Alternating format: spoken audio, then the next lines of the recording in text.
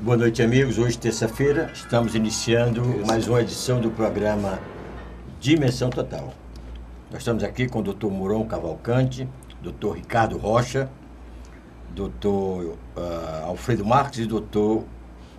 Djalma Pinto. Nós vamos tratar da questão da corrupção no Brasil inteiro, inclusive aqui no Ceará, que hoje está tendo uma grande divulgação com relação ao envolvimento de pessoas públicas, com relação ao uso e abuso das verbas parlamentares. Eu estou com o titular, vou repetir, da Procuradoria da Defesa do Patrimônio Público, doutor Ricardo Rocha. Boa noite, doutor. Boa noite a todos. Tudo bem? Doutor, eu estava me recordando, eu participei junto com os senhores da viabilização da PEC 37.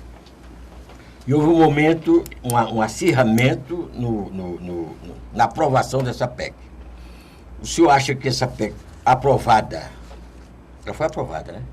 Não, ela não foi aprovada. Ela aprovada, ela prejudicaria hoje, e hoje nós estávamos vivendo, não esse Brasil, era outro Brasil? Sem dúvida nenhuma. Quanto mais órgãos de fiscalização nós tivermos investigando, melhor. Então, o grande problema dessa PEC é que o Ministério Público começou a investigar a fundo muitas pessoas importantes cometendo crimes do colarinho branco e começou a incomodar demais. E então foi feita essa proposta de não deixar mais que o Ministério Público investigasse. Nós já temos decisão do Supremo Tribunal Federal que autorizam que o Ministério Público investigue. E tivemos o respaldo popular, a população foi às ruas em junho do ano passado, se não me engano, aonde uma das principais protestos era exatamente com a aprovação dessa PEC 37, que iria alijar o Ministério Público do processo de investigação. A população protestou, né? Num primeiro momento, nós fizemos um levantamento no Congresso Nacional e a PEC iria ser aprovada, o Ministério Público iria ser proibido de investigar. Com a reação da população, todos os congressistas voltaram atrás e acabaram votando pela não aprovação da PEC 37, e o Ministério Público, então, continuou na sua investigação criminal, né, e conseguiu muito sucesso, como, por exemplo, o caso do Mensalão e agora da Lava Jato. Doutor, recentemente, mais precisamente uma semana atrás, o Senado Federal aprovou uma decisão do Supremo Tribunal Federal mandando prender o ainda senador Delcídio do Amaral, ele líder do PT, do governo federal, e o Senado teve que abrir mão, teve que baixar a cabeça e aceitar a decisão judicial. Como é que o senhor viu aquela questão e para um plenário do Senado Federal? Olha, o New York Times, jornal americano, publicou na semana passada um artigo onde ele dizia que a situação atual do Brasil é grave, né, e que para melhorar ainda vai piorar muito. Mas o mais alentador que existia era que as instituições estavam se demonstrando muito fortes e muito sólidas. Esse resultado das instituições fortes e sólidas é exatamente esse. Como disse o Dr. Rodrigo Janot, Procurador-Geral da República, né? O pau que dá em Chico, dá em Francisco. Então, hoje, no Brasil, nós estamos vendo a justiça ser aplicada a ricos e pobres, a humildes e poderosos. E isso é muito alvissareiro para todos nós. A última pergunta, depois vamos fazer uma rodada. Houve uma resistência do presidente do Senado Federal com relação à votação dessa decisão do Supremo Tribunal Federal. O Renan Calheiros entendia que dentro da cúpula, dentro do estatuto, Alfredo, que chama? Do regimento interno da casa, não se podia votar, ele era que decidia, mas ele ia colocar democraticamente para os seus pares decidir. e foram 59-13. Isso é um número cabalístico, que é o número do PT. Como é que o senhor viu? Essa resistência é cabível ainda nesse momento? Em primeiro lugar, lamentavelmente, nós temos um presidente do Senado que não tem moral nenhuma para presidir um processo desse e nem presidir aquela casa.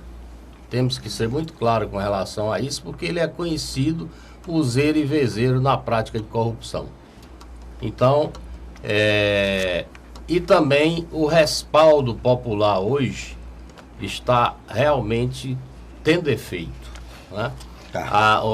Os políticos estão agora começando a prestar mais atenção no povo que o elegeu.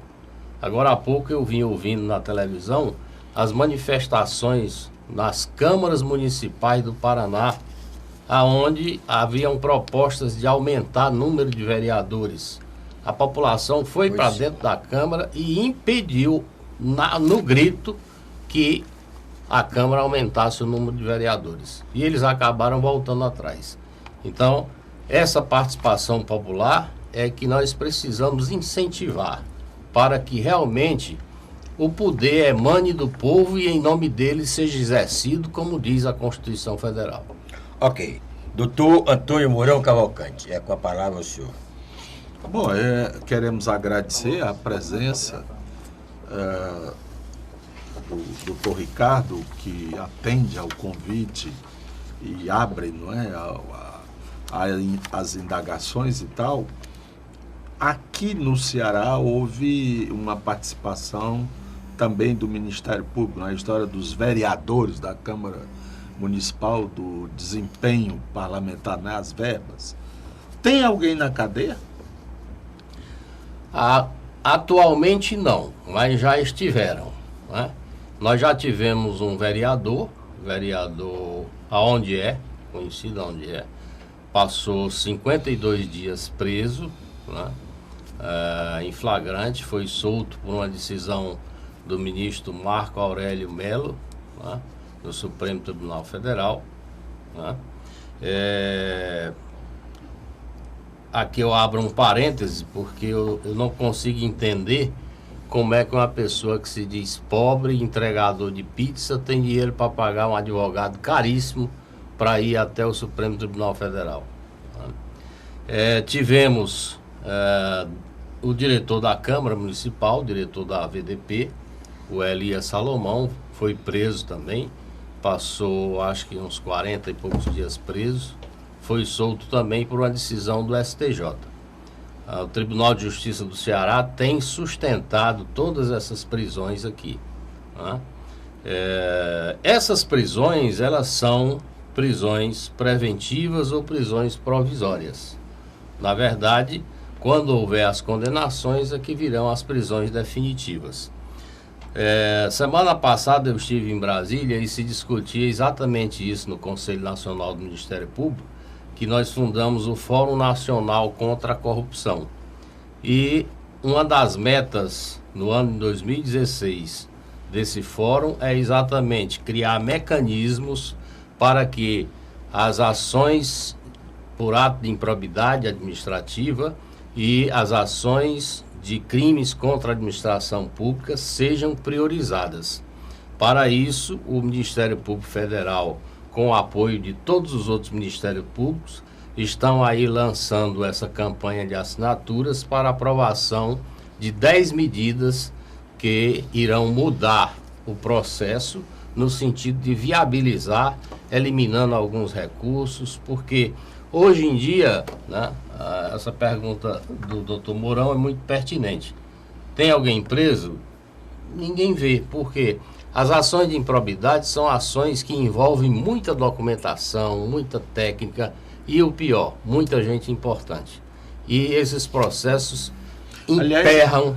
Aliás, é isso que se diz, né? Onde é um vereador inexpressivo, nem nome tem, né? Mas nós tivemos... Ele estava lá na ponta, na Câmara e tal. Os peixes grandes da Câmara, quando é que...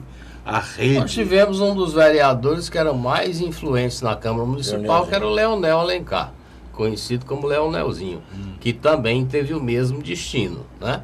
embora os dois tenham renunciado, o Ministério Público entrou com ação criminal por peculato, lavagem de dinheiro e outros crimes, ação civil pública por ato de improbidade administrativa para ver devolvido aos cofres públicos os valores desviados e ainda a representação junto ao Tribunal Regional Eleitoral para evitar que eles sejam candidatos novamente.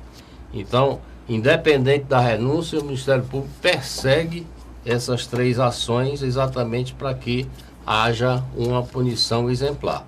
E nós temos ainda também, a investigação ainda não se encerrou, nós estamos trabalhando no sentido de, antes do recesso, dar uma finalização geral a essa história da Câmara Municipal, judicializando o restante que ainda falta, que envolve aí, doutor Mourão, peixes grandes, baleias, eu diria, viu? É bom que prendam os tubarões, né? As baleias são calmas, são ecológicas. Bom, doutor Alfredo Marques. Eu estava pensando em ir por um caminho, mas vou por outro. Porque o doutor Mourão puxou aqui para a nossa discussão tupiniquinha, que é esse nosso cenário da Câmara de Vereadores, e eu vou começar inicialmente por ela.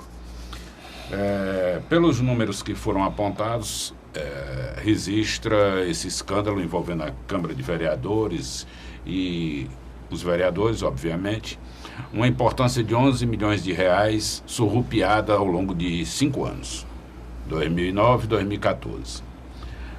E atribuindo a esses vereadores vantagens criminosas do uso imoral e indecoroso de verba de desempenho parlamentar, com postagens junto aos Correios que realmente não existiram. De 11 milhões, ficou comprovado apenas 200 mil reais. E pelos números que estão apontados, e agora é que eu passei a entender o porquê o Procap convocou todos os vereadores convidou para ouvi-los, porque os valores atingem a todos. O valor para dar certo é 5 mil reais por mês para cada um. E dá esses 11 milhões, os 5 mil para cada um. Então, a princípio, todos são culpados. Como o Procap não deve ter entendido que todos eram culpados, quis ouvi-los antes. Isso, né? Exatamente. Quis ouvi-los antes para separar o joio do trigo, como se fosse um processo de triagem. Mas eu lhe pergunto, pela leitura que o senhor faz, da quantidade dos vereadores que estão presentes na Câmara de Vereadores, um percentual que estaria alcançado por esse ardil, por essa trama, e que eventualmente vai ser objeto de denúncia do Procap? Nós ainda não temos esse número fixo, porque a documentação é muito farta e ainda está em análise. Análise junto com 15 depoimentos de 15 vereadores que compareceram e nos explicaram... Apenas 15 compareceram? Apenas 15 compareceram. O restante entrou com habeas corpus, querendo acesso ao processo para poder depor. O que, na realidade, eles não têm direito, porque eles foram convidados como declarantes para esclarecer, pelo bem deles, né? Então, eles não tiveram esse acesso em função disso. Eles não são investigados, nada, não são testemunhas, eles apenas foram convidados como declarantes para explicar o que nós acabamos entendendo. Nem todo gabinete tem a mesma sistemática de gasto da VDP. Sim. Tem vereador, por exemplo, que não usa nenhuma postagem, ele usa a internet. Ok. Né? Eu acho que quase todo mundo hoje usa a internet, salvo algumas exceções. Entendeu? Então, nós temos algumas peculiaridades que precisavam ser explicadas no processo. Por esse motivo que nós convidamos todos eles, para que eles tivessem a chance de se explicar. Agora, nós, paralelamente, temos casos que nós temos a comprovação de que o dinheiro foi bater na conta do vereador. E nesses casos aí montam o quê? Em um percentual? Dessas identificações que vocês já fizeram? Olha, eu diria que até agora 30% é certo que serão investigados. Certo? Vocês vão apresentar a denúncia, vão formalizar a denúncia? Vamos tomar a medida judicial cabível, né? Há possibilidade de serem alcançados no processo eleitoral em razão de serem fichas sujas, numa condenação, é que eu estou me antecipando, mas há celeridade para isso? Nós contamos com a justiça, é isso que eu digo. Nós precisaríamos ter uma vara específica para cuidar desses crimes contra a administração pública. Também uma Câmara específica no Tribunal de Justiça para votar em grau de recurso. Exatamente. Para que exatamente isso não aconteça? Nós vemos hoje políticos que respondem a 50 processos judiciais e candidatam, e se elege, candidata e se elege. Doutor Djalma, e esse processo não se encerra, né? Isso é um verdadeiro absurdo, né? Nós temos aqui um exemplo de um secretário de Estado que tem 48 processos contra ele. Ele já foi prefeito não sei quantas vezes, já foi deputado, e agora é secretário. Isso é um absurdo, isso não pode existir. Os eleitores podem saber o nome dele? Ou isso é segredo? Não, porque se nós estamos lidando com a coisa pública... Né? Na realidade, existe no Brasil... Essa pessoa tem nome, tem CPF, existe, né? No Brasil essa coisa de que... não, mas não transitou em julgado ainda, então não sou culpado, né? E isso tem muitas consequências. Mas... É isso que eu digo, nós precisamos, essas 10 medidas propostas pelo Ministério Público Federal e apoiadas por todos os outros Ministérios Públicos, com certeza irão acabar com esse tipo de coisa, porque prevê a restrição da prescrição dos processos, prevê a celeridade dos processos através de eliminação de vários recursos, prevê criação de câmaras e varas especializadas. Tudo isso vai fazer com que essa situação, esse imbróglio jurídico que a gente vive, se acabe e essas pessoas de fato... Agora, o povo precisa acordar, né? Porque eu gosto muito de trabalhar com a imprensa, porque se a justiça demora, a imprensa é rápida. Então...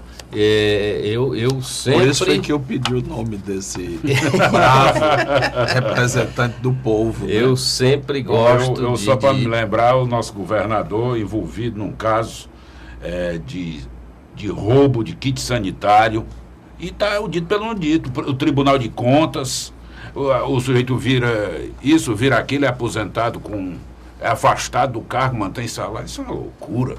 Onde é que nós vivemos? Estamos conversando com o doutor Ricardo Rocha, titular da Promotoria da Defesa do Patrimônio Público e assessor do PROCAP. PROCAP, o que é exatamente? Procuradoria dos Crimes contra a Administração Pública. Certo. O doutor Ricardo, depois o doutor Djalma vai falar, antes eu queria perguntar ao senhor o seguinte: eu tive entrevistando um vereador, estava irritadíssimo, porque ele devia ter dado os nomes. Tem nomes, não vereador? Chamar. Tem, é o... do PT. É porque a gente fica tão... Né? É porque o senhor me perguntou agora, o nome do PT? Tem três vereadores, tem o Ronivaldo, tem o Deodato Ramalho. O Deodato, então, estava chateado, devia ter dado nome, não envolver a gente nesse negócio e tal, mas foi uma sessão só para isso, lá na Câmara. Foi bem, só para completar. O senhor não acha que, muitas vezes, há um exagero também do Ministério Público com relação às investigações? Olha, todo ramo tem as pessoas equilibradas, tem as pessoas cautelosas e tem aquelas mais atiradas. Em todo canto existe, né? Então o Ministério Público não é exceção. Muitas vezes pode ser que algum colega, de alguma forma, extrapole e tal. Mas para isso existem as corregedorias do Ministério Público, que sempre agem quando isso acontece. Existe a Corregedoria Nacional do Ministério Público, do Conselho Nacional do Ministério Público, e todos eles sofrem processos administrativos, né? E, se forem culpados, são punidos. É para isso que existem esses órgãos de correição, exatamente para evitar qualquer abuso. Só que existem algumas coisas que às vezes me irrita, né? O sujeito se envolve num roubo de dinheiro público, né? E depois que a gente entra com a denúncia crime e divulga, o cara diz, não, mas não devia ter divulgado, quer aparecer, isso é muito comum, o Ministério Público quer aparecer, tal. Meu amigo, isso é dinheiro público. O povo tem o direito de saber o que está acontecendo com o dinheiro dele. Isso é a mesma coisa que alguém batesse a carteira do Alfredo, ele fosse na delegacia saber como é que está o inquérito, o delegado disse para ele, não, é segredo, não vou lhe dizer não. Não existe isso, o dinheiro é do povo, né? É como uma ação que eu entrei contra o Banco do Brasil. O Ministério Público frequentemente pede ao Banco do Brasil acesso a contas públicas de alguns órgãos. O Banco do Brasil respondia alegando sigilo bancário. Meu amigo, não existe sigilo bancário para conta pública. Não existe isso. Eu entrei com ação contra o Banco do Brasil, a Justiça deu ganho de causa ao Ministério Público, inclusive aplicou uma multa altíssima diária, caso o Banco do Brasil se recusasse a atender o pedido do Ministério Público. E já em alguns encontros nesse Fórum contra a Corrupção, no último agora, eu tive a grata surpresa de saber que já houveram várias reuniões entre Banco Central, Banco do Brasil, Caixa Econômica, para que o Ministério Público tenha acesso direto às contas públicas. Viu, Djalma? Nós recebemos uma senha, sento no meu computador, quero ver a conta da Prefeitura de Icó. Vou lá com a minha senha e vejo tudo o que a Prefeitura de Icó recebeu, como é que gastou, com que gastou, qual foi, tudo. Quais foram os cheques, etc. Porque hoje a gente requisita e só recebe 6 meses depois. Porque realmente é uma coisa complicada. Então, o que eu quero dizer é o seguinte, o dinheiro é público. O dinheiro público não é transparente nem para o Ministério Público. Nem para o Ministério Público atualmente. Há uma certa dificuldade da gente conseguir esses dados. E nós estamos lutando para esse acesso direto. Isso aí é uma falta de conscientização de que realmente todo o dinheiro que o Estado tem, município, União, ele provém do bolso de cada cidadão. O Estado, na verdade, é uma ficção. Quem banca toda a despesa do Estado, todo o custeio, é o cidadão quando paga o seu tributo. Mas o doutor Ricardo colocou uma questão que incomoda a cidadania. O indivíduo tem 30 ações, 40 ações, como ele colocou, e continua elegível. Precisamos fazer uma retrospectiva. Não é mais, desculpe. Ele foi escolhido pelo administrador público para administrar um setor público. Porque ele eleito, você pode dizer, olha, foram vocês que para tomar conta do seu caixa. Vocês que elegeram, aguentem esse deputado, aguentem esse senador, vereador e tal. Mas no caso não. O dirigente público escolhe o cara para ser secretário dele, sabendo dessa ficha. No mínimo ele é conivente. Correto. Falta o quê? Falta uma visão de gerenciamento eficiente. Por isso é que o Brasil está vivenciando essa crise dramática em todos os seus segmentos, porque não há realmente esse compromisso com o gerenciamento eficaz, com a boa aplicação dos recursos públicos. A pessoa que está envolvida com vários crimes, evidentemente que não tem espírito público, nem vai priorizar aquilo que é fundamental para a sociedade. Mas fique registrado, Ronald, que a lei, o projeto de lei 152 de iniciativa popular, queria que as pessoas que tivessem contra si denúncia recebida por órgão judicial colegiado, a pessoa ficava inelegível, que é o que a sociedade precisa retomar, precisa implantar.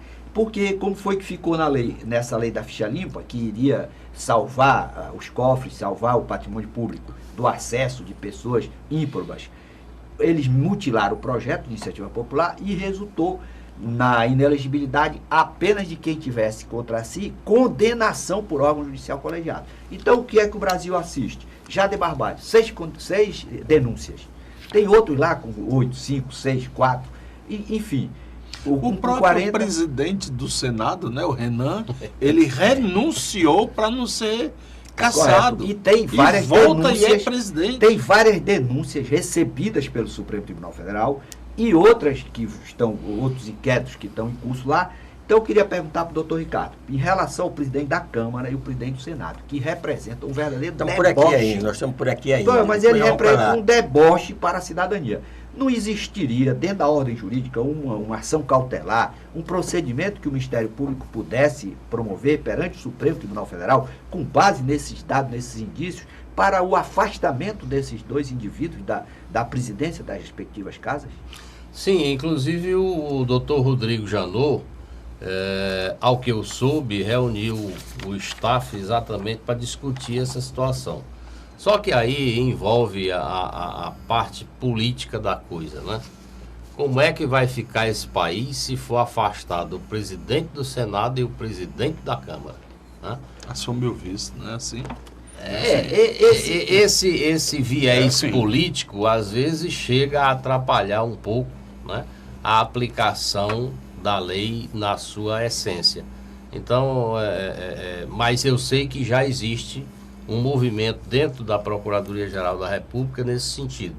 O doutor Rodrigo Janot já se reuniu com o seu staff no sentido de analisar essa situação. Não sabemos também se, com essa proposta, o Supremo Tribunal Federal irá anuir, né? Porque há um medo de que se instale um caos político pior do que o que já existe, né? Essa é uma visão, Ronald, que realmente a sociedade fica, de certa forma, descrente das instituições. Eu só queria ficar por aqui, depois a gente iria para Mas Brasília. só para concluir, que exatamente aqui na base se vivencia aquilo que é exemplificado lá em cima. Porque Mas nós vamos falar sobre lá em grande cima parte também. dessa violência que a sociedade experimenta ou padece é consequência dos maus exemplos dos homens que têm, que são paradigmas. Quando você tem um presidente da Câmara, um presidente do Senado envolvidos, denunciados pela prática dos mais diversos crimes, evidentemente que aqueles seus exemplos são seguidos pelo vereador, pelo prefeito, pelo indivíduo lá da periferia. Ok, doutor Ricardo Rocha, o Ceará praticamente quase todos, está envolvido, os prefeitos, vereadores, com corrupção. É um grande número até. Não sei nem como é que vocês estão cuidando disso. Fernando Baiano disse que não tem um paralelepípedo colocado no Brasil que não tem uma comissão por trás. Pois bem, o senhor convidou 43 vereadores, só foram 15 aceitaram o seu convite. Não sei se foi convite mesmo. É convite mesmo de casamento? Eles foram. Eles não foram. Se fosse com uísque, todo mundo tinha aceitado. Eles foram notificados, né, para comparecer como declarantes, né, e esclarecer alguns pontos da investigação. O senhor não acha que em um determinado momento, ou em qualquer momento, o senhor chegou a ferir? Aqui não tinha nada a ver com o VDP? Olha, na realidade, depois que cada um deles compareceram lá, como o Alfredo acabou de dizer aqui, agora eu compreendi. Agora eu compreendi. Muitos deles disseram isso, inclusive o Deodato Ramalho. Agora eu compreendi porque que eu fui chamado aqui, né? E ficou satisfeito, inclusive, de poder esclarecer aquela situação. Mas aí faltou uma boa interlocução do PROCAP, do Ministério Público com a sociedade, com os próprios vereadores, para esclarecer o princípio da coisa, a ideia, a motivação. Ainda dentro do seu tema, por que eles não fizeram uma sessão reconhecendo, né, a logística criada e feita... A necessidade da logística. ...pelo Ministério Público. Por que não chegaram, não fizeram Ou o próprio sessão Deodato não tivesse sustentado isso. Na realidade... Deviam fazer uma para retroceder e dar a condição melhor. Na realidade é porque essa investigação, ela começou comigo, né?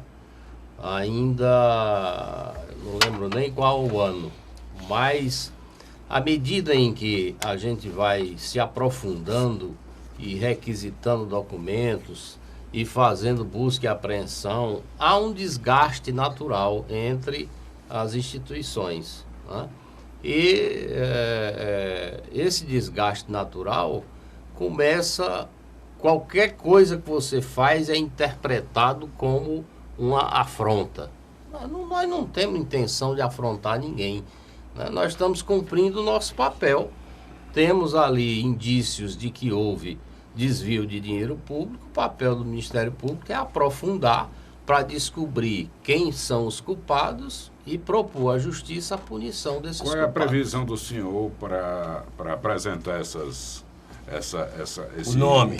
o resultado da investigação, a sociedade? Olha, a o justiça? recesso do judiciário me parece que começa no dia 20. Antes disso, nós queremos anunciar, ajuizar a medida respectiva e anunciar quem, de fato, será investigado.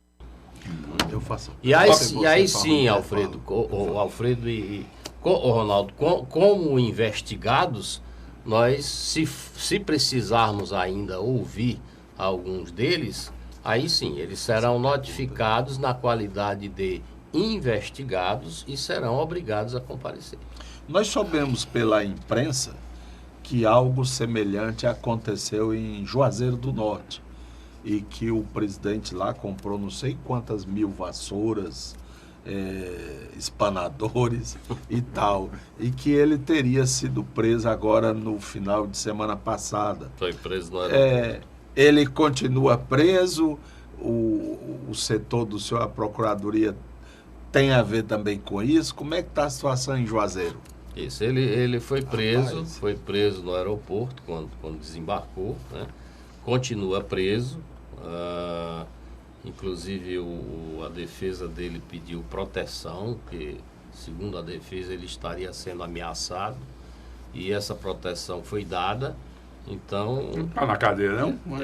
Mais protegido do que isso. Mas às vezes eles são mortos lá, são Sim, mortos no e, hospital. o fato é que a situação em Juazeiro também é muito complicada, muito complicada. O prefeito, inclusive, também já teve afastado e Isso, tal. teve Vai afastado, mudar, né? retornou com uma decisão lá de Brasília, né, mas teve afastado e está sendo processado também. Continua o processo, não para. Continua, não, o processo não para. Ok, vamos rodar os comerciais. Em seguida a gente volta com o doutor Ricardo Rocha, que é titular da Promotoria de Defesa do Patrimônio Público e de assessor do PROCAP aqui no Ceará.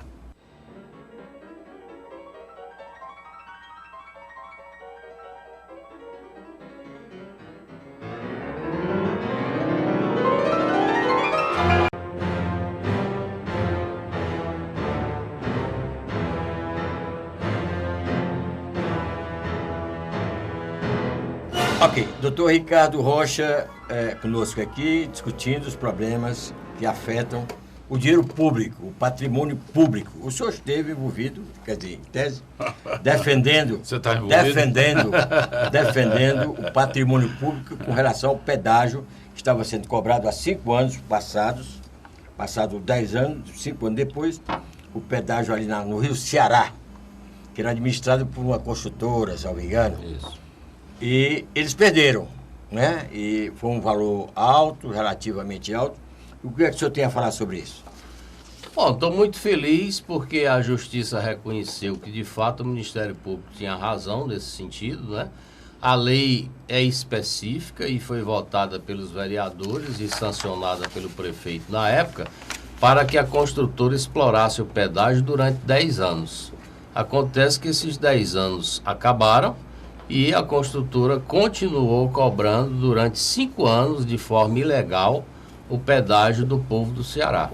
Então, agora nós tivemos a decisão judicial, né, no sentido de que realmente a cobrança desses 5 anos foi totalmente ilegal e determinando que a construtora devolva aos cofres públicos, porque é impossível devolver a cada cidadão, devolva aos cofres públicos de Fortaleza 5 anos de pedágio corrigidos monetariamente. O nome da empresa? É CHC Construtora. Doutor Ricardo, quanto de 100, por exemplo, R$100, qual era o percentual que a empresa repassava para o Poder Público Municipal? Se não me engano, era apenas 2%. Apenas Nada. uma taxa, quase nada. A construtora que realmente ficava com quase todo o valor. Quer dizer, o cidadão tinha que pagar o pedágio de uma ponte que foi ele Que pagou. que pagou para construir. é o nonsense, né? Exatamente É a isso. falta de completo. É como você ir ao hospital público e ao sair do hospital, olha, passar ali na Mas tesouraria para uma pagar. taxa dessa é tão imoral que, para mim, ela tem características de corrupção. Como é que o Estado constrói a ponte, coloca uma pessoa prefeitura, não, estou dizendo o Estado é a nação, Sim, né? é. Constrói a ponte e entrega de mão beijada para uma empresa que vai, em tese, para manter a estrada, retorna 2% para o município. Nada. E outra, não tinha manutenção naquela estrada. Na estrada do Icaraí, como era ali da Iparana, não tem manutenção nenhuma. É lixo em todo canto, tudo quebrado, tudo destruído. Mas era o maior nada. pedágio de ponte do mundo. Pois é, mas não tem. Porque são 400 metros. Que valia $1. Sim, Sim. Foi feito estudo sobre isso. Pronto, aí. Aliás, eu aproveitaria a oportunidade do doutor Ricardo estar aqui. E o estacionamento do aeroporto? Aquilo é uma coisa criminosa também. Aeroporto, Centro de Feiras e Eventos, se eu não me engano, é a mesma empresa. Agora, vamos Mas dizer houve uma assim, licitação. Não, Para o uso. Sim, Só dá o mesmo. Eu não certo. entendo que licitação é essa. Castelão, mesma coisa. mas Como é que dá a só os questão mesmos? do aeroporto é Porque dá o quase... menor preço, né? Deve ser. Depois aditiva. Eu a aumentando. questão Você acredita do- em história de Trancoso? Papai Noel tá chegando. O aeroporto é uma necessidade. 2, nós já pagamos, porque tem na passagem a utilização do aeroporto, a taxa chamada de embarque. 3, aquilo é espaço público. 4, é um espaço federal. É um espaço federal. Então, acho que aí teria um bom trabalho para... E o preço cobrado é escorchante. É um estacionamento lá fora da cidade ao preço do estacionamento aqui do centro da cidade. O caso do aeroporto, ao que eu sei, o Ministério Público Federal tem um procedimento com relação a isso e o DECOM também tem um procedimento com relação a isso. Me parece até que já aplicou uma multa ao estacionamento lá, né? Sim. E com relação ao Castelão, eu tenho um procedimento. O problema é que dessas empresas, para pagarem a multa, vão discutir a multa e vai para as calendas gregas, né? Nosso judiciário é muito eficiente. E consagrar a impunidade e acabou. É o problema estrutural que nós temos, né? Porque no caso do aeroporto, para que você cobre o estacionamento, precisaria existir um estacionamento do aeroporto franqueado. Isso já deu, por exemplo, confusão em Porto Alegre. E como a cidadania gaúcha é mais ativa do que a nossa, eles só permitiram estacionamento pago quando tinha o estacionamento gratuito. Então era o cara que escolhia, não, eu quero Opção, botar aqui porque é mais protegido, sei lá o quê. Mais tranquilo. Não 2, não tem disputa. a estrada que passa em frente ao aeroporto e aquela que sai para o aeroporto são estradas federais. Como é que o guardinha municipal e o guarda estadual multam ali quando o carro para? É outra irregularidade. Então, era bom que o Ministério Público... Porque são coisas do dia a dia, né? Todos nós temos familiares, amigos que estão chegando e saindo e a gente passa por esse constrangimento, né? Diário. E a quem a gente reclama? Não é assim mesmo, se o senhor quiser. Se o senhor não quiser, o senhor bota lá do outro lado. Na verdade, Estou aproveitando a oportunidade. as pessoas que se sentirem prejudicadas com relação à cidadania, né, nós temos a promotoria da cidadania específica e do consumidor também, é só procurar o DECOM, né? Programa de Defesa do Consumidor. Doutor Ricardo, o Alfredo colocou aqui uma revelação do Fernando Baiano, dizendo que até qualquer paralelepípedo que é comprado em qualquer lugar do Brasil, há um desvio de verba, há uma fraude, há uma ilicitude. Na sua avaliação, como era que a sociedade podia reagir para criar um respeito maior com a coisa pública? Ou isso é consequência da falta de sanção em relação às ações do passado, em que o patrimônio privado se confundia com o patrimônio público e vice-versa? Eu diria, doutor Djalma, que nós precisamos de duas coisas. Educação, né, e um combate, uma guerra à corrupção. Né. Uma das medidas do Ministério Público Federal, das 10 medidas, propõe exatamente que o currículo escolar, né, conste a matéria sobre corrupção, para tentar fazer esse tipo de prevenção, tirar esse tipo de comportamento do brasileiro. O brasileiro hoje, tudo que ele vai fazer num órgão público, ele já vai na cabeça quanto é que eu devo botar aqui para poder dar de propina para alguém, né? É uma ideia. As pesquisas que foram feitas, 30% das pessoas não tem o menor constrangimento de dar uma propina a um guarda de trânsito, por exemplo, né? As pessoas trabalham numa repartição pública, pegam uma resma de papel e vai levar para entregar no colégio do filho sem o menor constrangimento, né? Essas coisas é que precisam ser combatidas desde do início, né? Na escola ainda, né? E concomitantemente um combate ferrenho à corrupção. Mas para isso nós precisaríamos de recursos, porque os governantes hoje dizem, não, a prioridade no Brasil é o combate à corrupção. Mas não é isso que nós vemos, né? No apagar das luzes aqui do ano passado, o governo anterior cortou do Ministério Público 71 milhões de reais do orçamento. Para fechar mesmo. É para fechar. Nós tivemos agora uma decisão recente do Conselho Nacional do Ministério Público que proibiu praticamente todos os terceirizados. Nós só temos hoje terceirizado em limpeza e vigilância, e olhe lá. E daí nós passamos um monte de tempo com os carros tudo parado no pátio sem ter motorista. O senhor falou em terceirizado, doutor Ricardo. O senhor não acha Mas que isso é uma retaliação? A atuação do Ministério Público? Eu não consigo entender, porque se de um lado vai para a imprensa dizendo que a prioridade é o combate à corrupção e do outro lado corta 71 milhões de reais, não dá para entender. O tema do terceirizado me parece que passa pela qualificação, principalmente no judiciário. Se o senhor for, qualquer advogado sabe disso, quando chega para pegar uma informação ninguém sabe, porque o terceirizado é realmente uma pessoa que não está adequada ao lugar certo. Então teria que haver, era um concurso público para os tribunais de justiça, juiz, desembargador e tal, enfim, tudo isso. Bom, mas o doutor Ricardo, o Procurador-Geral da República disse que isso é só o começo. Ele vai sair, virão outros procuradores e o Brasil continua sendo ainda o lixo, que o doutor não gosta que eu diga, mas é o lixão ainda, que vão aparecer outras coisas, é só o princípio. Ora, temos desembargador, temos juiz, temos promotor, temos, estou falando na área jurídica, temos empresários, temos tudo preso aí no meio do mundo. Eles acham, por que pode acontecer? Vai acabar o Brasil mesmo? Tocar fogo nesse país? Deixa eu pegar esse gancho aqui, fazer um pequeno comentário, que está passando ao largo da grande discussão nacional que nós estamos vivendo agora, que é o quê?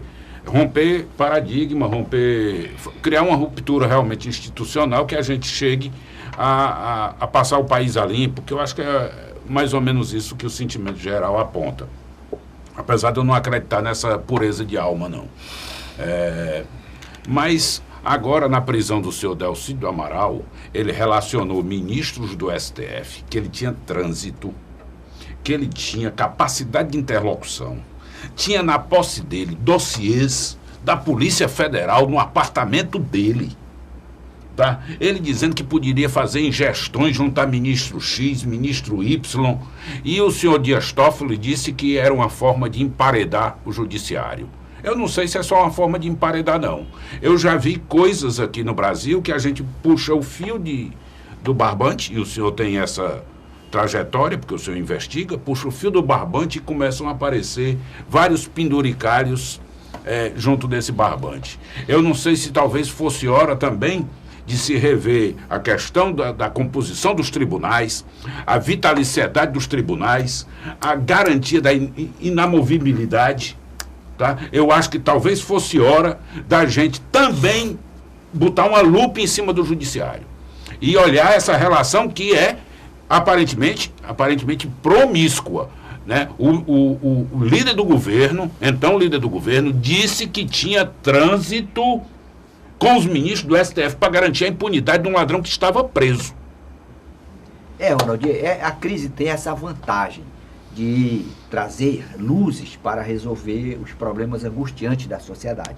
Um dos problemas que precisam ser enfrentados é essa forma de nomeação, de investidura no Supremo Tribunal Federal.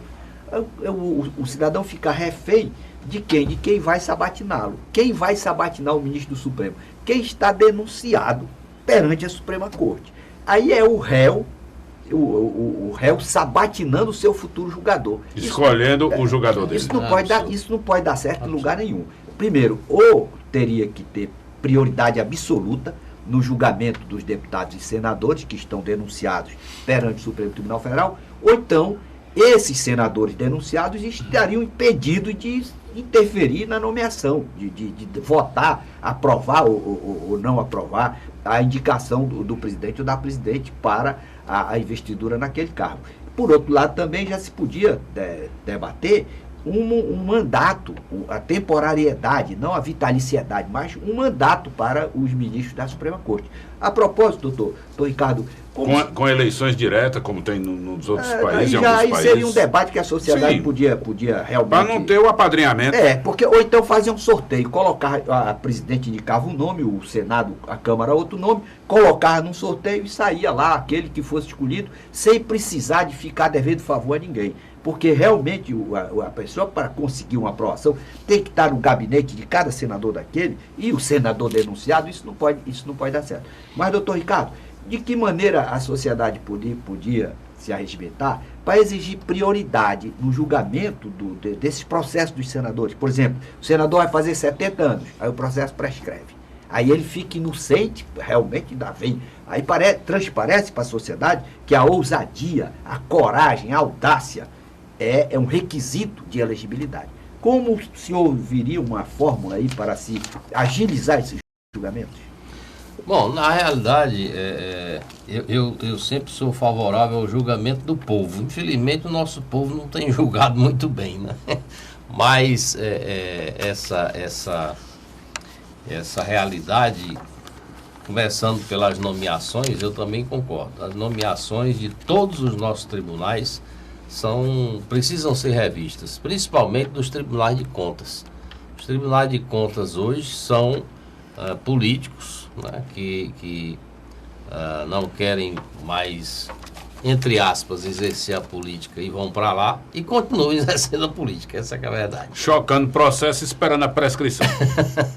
Então, essas nomeações, elas realmente precisam ser previstas, porque existem coisas que são naturais do ser humano. Ora, é como o doutor Djalma diz, o réu acaba entrevistando o julgador dele, né? Como é que eu vou entrar com a ação contra quem me nomeou? Né? Tudo isso existe. Fui pedir favor, bati na porta dele, né? O cara foi legal comigo. O último ministro do Supremo andava lá nos corredores do Congresso pedindo a um e a outro. Né? Esse cara que pediu, ele fica devendo favor. Né? Então, eu acho que hoje, a situação que nós vivemos, o povo precisa cada vez mais participar, né? Na exigência desses julgamentos, dessas pessoas porque é uma coisa tão difícil que você vai ver ali no Congresso. Eu acho que mais da metade daqueles homens respondem processo. Sem dúvida. Por improbidade, por crime contra a administração pública. Então fica uma coisa meio difícil de você... O relator da CPI agora, do presidente da Câmara, disse que estava sendo denunciado também, estava respondendo o processo, melhor dizendo. Mas que fez um levantamento lá na CPI, mais da metade também responde. Isso aí é a comissão de ética. Comissão de ética. Mais da metade responde. Solução. Um arruma de vigarista é um juntamento de bandidos. Mas peraí. Acho que a gente nem pode ser exagerado no mar, nem exagerado. Olha a gravação, viu? Nem exagerado para a terra. Muitos dos indiciados, ditos indiciados, eles estão não necessariamente pela história da corrupção, mas por determinados desvios administrativos. Eu conheço pessoas que já exerceram cargos públicos, pessoas que eu conheço de muitos anos, Isso é uma verdade. que são verdadeiras pessoas íntegras. Por a tecnia. E que responderam a processos em determinado momento, né? etc. 2. Quem foi chefe é responsável pela tropa. E muitas vezes eles estão implicados porque alguém dos seus subordinados fez aquelas coisas. Aí você imagina, por exemplo, um ministro da Educação. A responsabilidade deste homem no país inteiro. Aí tem um reitor lá em Manaus ou no Mato Grosso, sei lá onde. Ele é o responsável, porque a verba saiu do ministério. Aí ele tem aquele, entre aspas, sujo, quando na realidade ele não teve nenhuma participação objetiva naquilo, senão o fato de ser o ordenador. Eu mandei como ministro dinheiro para o Hospital Universitário de Manaus. Que não sabe nem onde nem o que é, nem coisa assim. Entende? Então, também, e quase todos os políticos que hoje estão em Senado são ex-governadores, ex-prefeitos, etc. e tal. Então, eu não gostaria que ficasse também para a população essa história de que todo político é sem vergonha, todo político é safado, todo político é corrupto, tá entendendo? Não é bem muitos assim. Processos criminais Tá entendendo? e contra o parlamento. Pois é. Agora, isso não, claro, por isso é que tem as instâncias judiciais para que eles possam separar o joio do trigo. O próprio procurador aqui falou que, ao chamar os vereadores, alguns não sabiam nem que tinha esse dinheiro ou disponibilidade, ou que gastaram em nome dele.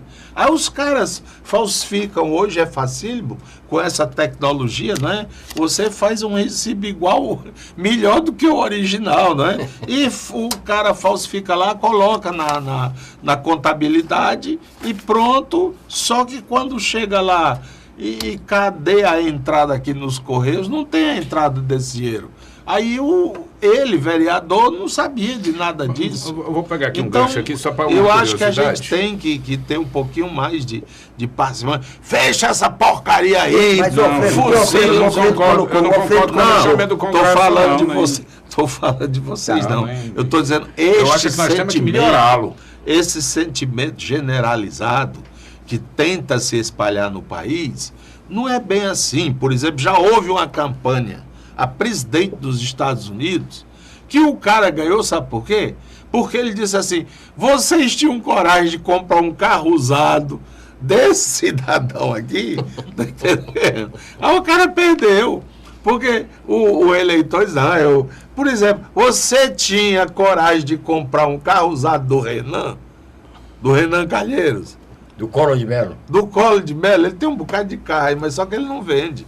Ele é ciumento. Correto, o Alfredo colocou a questão muito bem. O problema é denúncia criminal. O indivíduo tem 10 denúncias. Aí você ainda diz, não, rapaz, isso aqui é inocente. Porque aí você diz, chama o cara que está apenas indiciado, porque tirou o relógio lá na rua de alguém. Aí vai ser o vigia da sua casa. Quando você descobre, não, ele não serve para ser o vigia da minha casa, porque ele está indiciado. Aí ele vem com a Constituição, mas eu estou só indiciado. Não estou denunciado, não estou condenado, muito menos existe contra mim decisão penal transitada e julgada. Mas não é legal isso? Não, aí é que está. Quando se trata da defesa da coisa pública, não pode haver questionamento. Quem está denunciado porque desviou dinheiro público tem que primeiro provar na justiça que aplicou corretamente, que aquilo é improcedente. O problema é que há um descaso em relação ao dinheiro do cidadão. Aí o indivíduo está denunciado, como é que um cara que está denunciado 4 vezes, 4 denúncias, dizendo que desviou milhões e milhões de reais dos cofres públicos, aí o eleitor não sabe votar. Qual é o problema? Esse indivíduo se vale da necessidade dos eleitores, da hipossuficiência, para direcionar ações governamentais, ações de ministérios, para favorecer o prefeito, para favorecer o vereador, que vão carregar os votos das suas lideranças. Esse é o problema. Em relação à questão do gestor, a primeira coisa que o gestor tem que fazer é saber escolher os seus assessores, com base em quê? Na seriedade, na dedicação, na qualificação. Esse critério, não, é meu amigo, o cara não entende nada. E o cara, você sabe qual é o perfil, a honestidade dele? Não, ele é só amigo. Aí vai lá, claro, vai comprometer a sua gestão. Então nós temos que profissionalizar a administração pública e também deixar muito claro, lugar de malandro, de bandido, não pode ser no parlamento.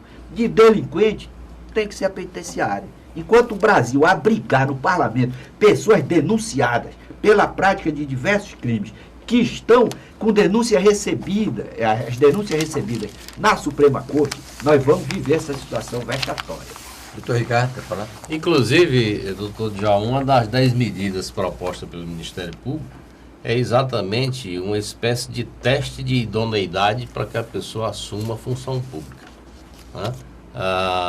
Seria uma criação de situações antes mesmo do agente público assumir, como já existe isso em outros países, né?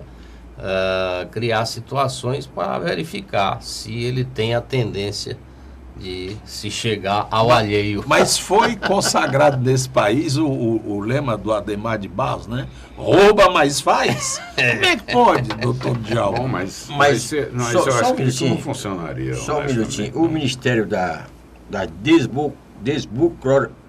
Burocratização. Desburocratização. que foi criado, foi exatamente criado para que você tivesse a sua palavra fosse correta. E você assumiria, então, no eventual erro da informação que você estava dando. Não funciona mais isso, doutor? Acabou-se o Você ministério. não tem palavra mais? Mas a palavra não vale mais do jeito, não. Que na realidade o ministério é um arranjo, rapaz. Antigamente valia o fio do bigode, né? Hoje em dia nem a assinatura não vale mais. Que coisa esquisita, né? O professor Mourão colocou aí, Adhemar de Barros, rouba, mas faz. Um equívoco monumental. Quem rouba não é gestor, é ladrão. Então, lugar de ladrão não pode ser no exercício de função pública. Roubou, tem que estar fora da administração pública. Tem que responder até que prove realmente que é improcedente, ele não pode estar exercendo função pública. Enquanto a sociedade brasileira tiver essa condescendência, essa conivência com essa ideia de que o cara é espertalhão, mas ele sabe ganhar dinheiro, ficou rico no poder, então ele vai comandar o seu município, o seu estado, o país. Enquanto nós tivermos com essa cultura, o Brasil não vai sair dessa situação degradante de profunda desigualdade e falta de prosperidade. Mas você sabe quantos filhos de deputados respondendo processo tem na Câmara Federal e senadores também? Mais da metade quase. Filhos de deputados e senadores que estavam na ficha suja. Estão lá deputados, inclusive o filho do Zé Disseu. Por quê? Por quê? Inclusive o filho do Zé Disseu. Sabe por quê, Ronald? Então nós temos aí um caminho que ainda não foi fechado, né? A porteira ainda está aberta. Sabe Na verdade, quer dizer, os filhos estão lá, a mulher está lá, ele não pode ir, mas bota a mulher. Ele não pode ir, mas bota a filha. Ele não pode ir, mas... Quer dizer, isso devia ser a hierarquia familiar toda. Ou não, doutor? Tem o Lobão, o Lobinho e a Loba, que é a esposa. A O esposa Sarney tem a filha, tem um filho, tem não sei o quê.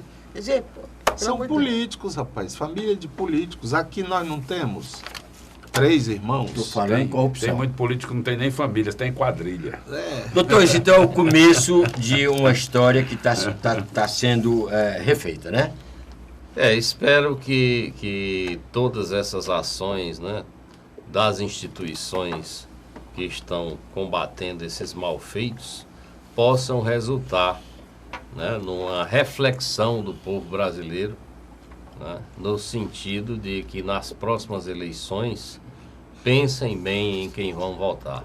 Qual é o reflexo que tem em todas essas ações do Ministério Público com relação às eleições de vereador, deputados, senadores, governadores e até presidente da República? É exatamente isso que eu estou dizendo. Nós precisamos que o povo que está vendo essa situação chegue à conclusão de, como o doutor Djalma diz, bandido é para estar na cadeia, não é para estar no parlamento nem na prefeitura, né? Então, esperamos que o povo pense dessa forma. Nós... Só me lembrando, quem rouba não faz, ele bota o dinheiro no bolso. Bota o dinheiro no bolso, exatamente. Nós iniciamos já tratativas com o Tribunal de Contas dos Municípios no sentido de criar uma comissão, né? A comissão antidesmonte. Nós temos aí a eleição no próximo ano e já vamos começar a trabalhar a partir de janeiro, né? Fazer aquela matriz de risco, como a gente sempre faz, e ficar de olho naqueles municípios onde a gente vê que a situação pode degringolar porque o prefeito vai perder, né? Nós já estamos fazendo esse estudo, prevendo já para que seja resguardado o patrimônio público. Já em diversas eleições a gente conseguiu flagrar gestores dilapidando o patrimônio público somente porque tinham certeza que não iam ganhar a eleição, né? Nós tivemos um caso no passado em Baturité que todos os carros do município colocaram açúcar dentro do motor. Que é isso? Isso é uma barbárie, né? Absurdo. Mas isso acontece e nós, do Ministério Público e do Tribunal de Contas do município, estamos criando uma comissão para, a partir de janeiro, já começar a trabalhar em cima disso aí e tentar prevenir essa dilapidação. O doutor Ricardo Rocha está aqui conosco falando sobre a política da corrupção. Política da corrupção, exatamente. Ele é titular da Promotoria de Defesa do Patrimônio Público e assessor da Procap. Doutor Ricardo, o senhor deve ter escutado a ministra Carmen Lúcia. Ela deu uma fala, falou e dizia o seguinte, abre aspas, na história recente da nossa pátria, houve um momento em que a maioria de nós, brasileiros, acreditou que a esperança tinha vencido o medo. Depois descobrimos que o cinismo tinha vencido aquela esperança. Agora parece constatar que o escárnio venceu o cinismo. O crime não vencerá a justiça. Se Deus quiser. A ministra Carmen Lúcia é uma das grandes ministras do Supremo Tribunal Federal, uma pessoa espetacular, conheço pessoalmente, é uma pessoa altamente culta, e ficou revoltada com essa situação, né, onde o povo todo tinha uma esperança sem limite no partido do governo atual e acabou tendo a maior decepção que se tem conhecimento nesse país, né? Nunca antes na história desse país, agora sou eu que digo, se viu tanto roubo, tanta corrupção, tanta gente, tanto gestor envolvido em falcatrua. Me permita só fazer aqui um comentário. Eu acho que, primeiro, é que a ministra está se imiscuindo em área incompatível com a atuação dela. Ela está fazendo juízo de política. Se ela quer ir para o parlamento, ela assuma a condição de parlamentar e vá para lá. Dispute eleição e solte o verbo. Enquanto ela estiver na condição de magistrada, ela não pode apitar a partida e fazer o gol. Tá? E só mais um detalhe. Quando a gente vê que há uma ebulição política, o julgamento, a gente passa a suspeitar da qualidade do julgamento de um julgador que já externaliza uma ojeriza política por um grupo. Eu não estou aqui dizendo que o PT não mereça estar nessa condição, é outra coisa. Mas fica suspeito um voto, uma decisão da ministra Carmen Lúcia doravante. Porque a gente sabe, o senhor Gilmar Mendes toda hora se pronuncia. Você tem dificuldade para saber o que o Gilmar Mendes pensa? Eu não. Agora, com qual legitimidade esse senhor vai sentar, com qual imparcialidade ele vai sentar para decidir um processo? Se a gente já sabe o que é que ele pensa.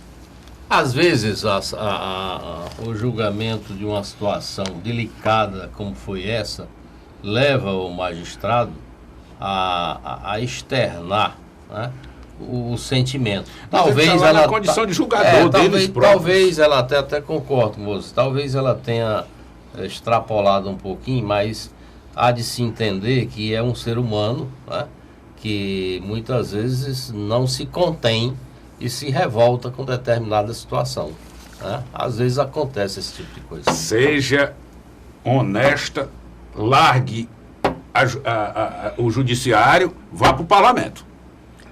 Ok. Desse jeito que as coisas devem Estamos ser. na reta A final. decência, como é, o pau que Dá bate no no Chico, Chico, dá no Chico, Francisco, como é. Eu concordo com o Alfredo, eu acho que está na hora de cada um entender qual é o seu papel, não é?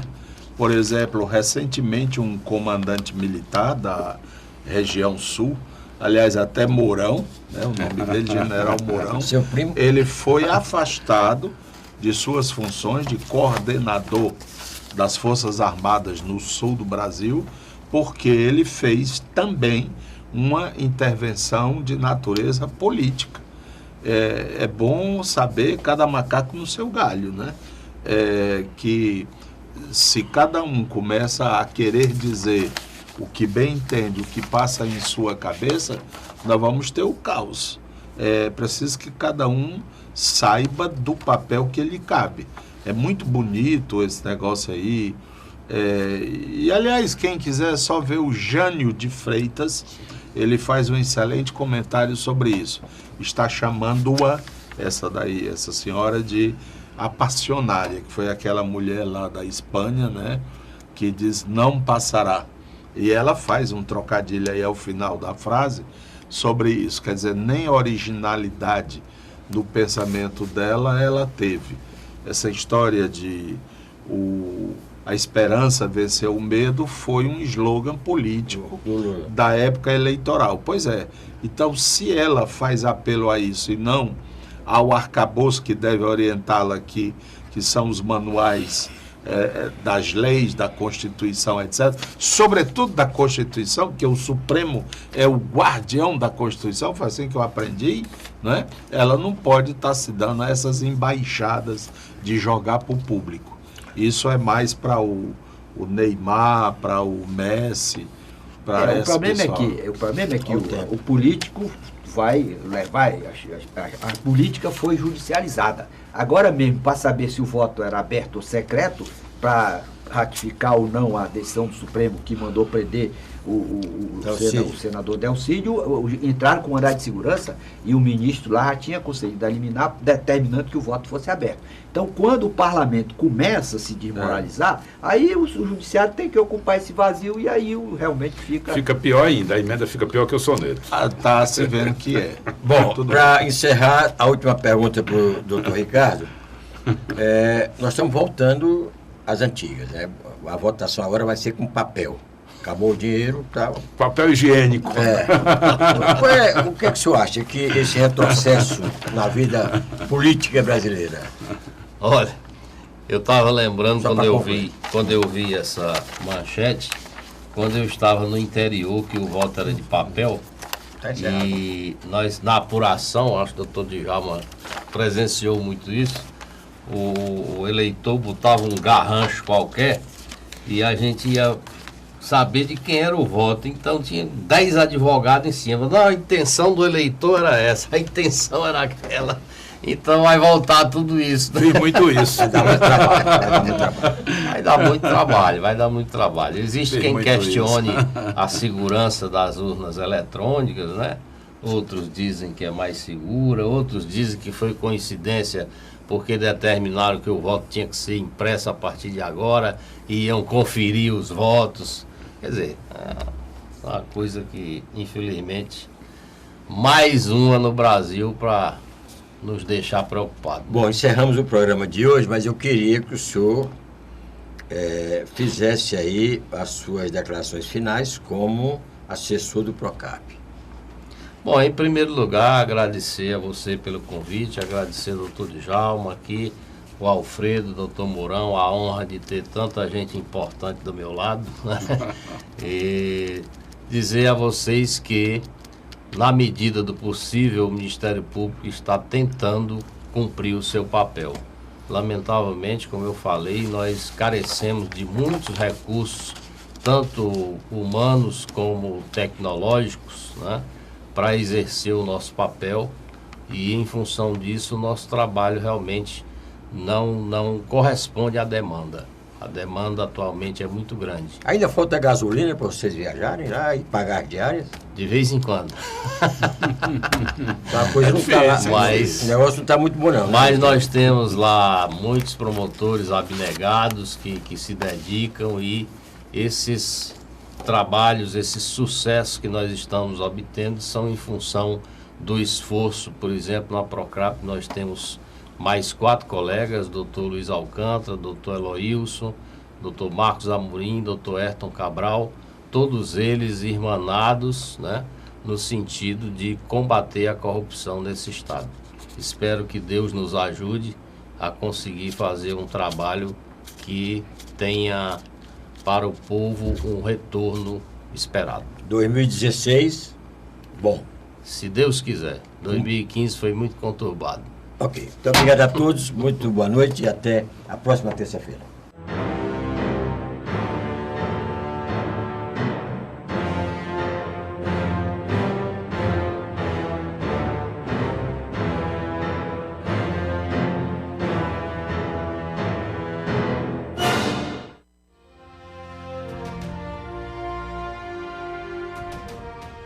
Há quase 8 décadas, um jovem estudante de direito dava os primeiros passos em uma nova profissão.